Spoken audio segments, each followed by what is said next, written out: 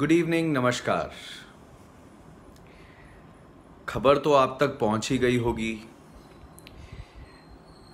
लाल किला अब प्राइवेट हाथों में चला गया है मेंटेनेंस को लेकर। जानने की बात यह है कि जब आपने पहली बार ये सुना तो आपके मन में क्या विचार उठे, आपकी राय क्या थी? हाँ, मानते हैं कि डेमोक्रेसी में जनता जो है अपने नुमाइंदे सिलेक्ट करती है, लेकिन उन नुमाइंदों को तो हम ही सिलेक्ट करते हैं, है ना?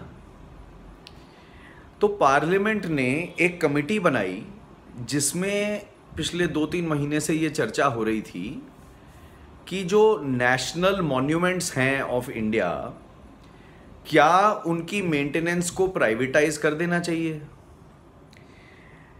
इस कमेटी ने शुरू में, जब ये खबरों में पता लगा है कि जो तृणमूल कांग्रेस के एमपी डेरेक ओब्रायन हैं, वो इस कमेटी के चेयरमैन थे और इस कमेटी में बड़ा उत्साह था जब ये कमेटी काम कर रही थी इस चर्चा के ऊपर।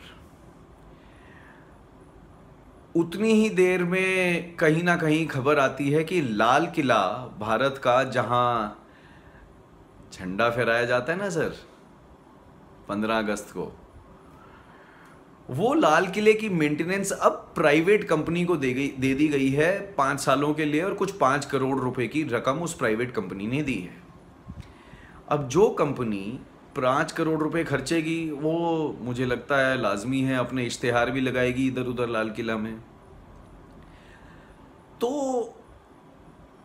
मेरा बड़ा सिंपल सा सवाल है कि आपकी राय क्या है कि लाल किला जो है उसको प्राइवेट मेंटेनेंस में दे दिया गया है। आपकी क्या राय है?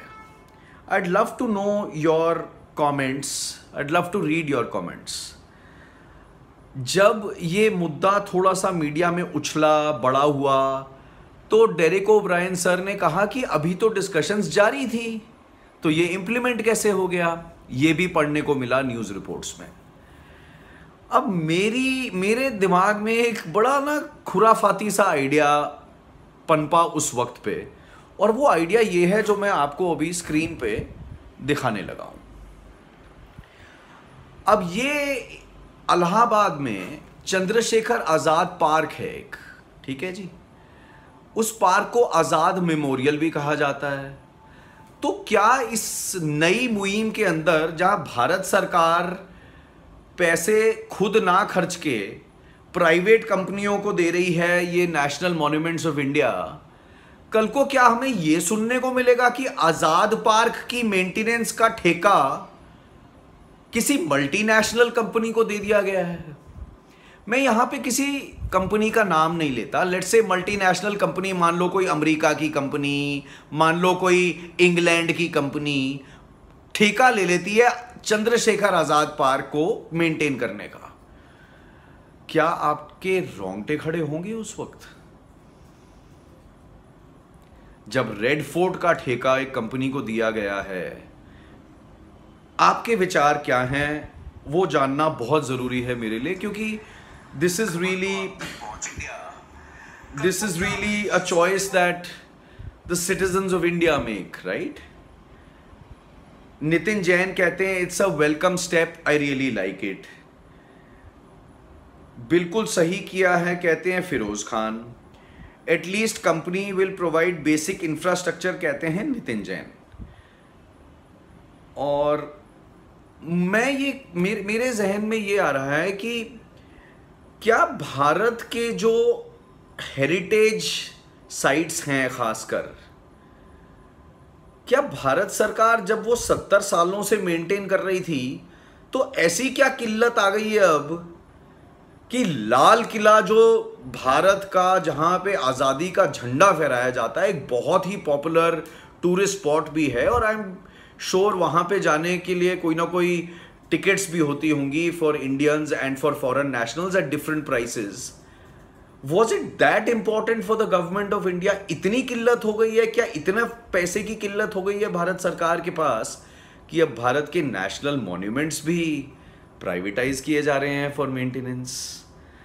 दर्शकों ने अपनी प्रतिक्रियाएं कुछ ने जताई हैं, बाकी आपके कमेंट्स आएंगे, मैं पढ़ूंगा। मुझे थोड़ा सा अजीब लगा ये, to be very very honest. मुझे ये ऐसा लगा कि मतलब सच्ची बात यह है कि मैं I won't mince my words, मैं अपने शब्दों को गोलमोल करके नहीं बोलूंगा। If you are a married man, okay, if you are a married man and you stay with your wife, और अगर आप अपनी बीवी के साथ रहते हैं, उसको छोड़ वोड़ नहीं दिया है आपने, और अगर आपकी बीवी को कपड़े कोई और आदमी दे तो क्या आपको अच्छा लगेगा?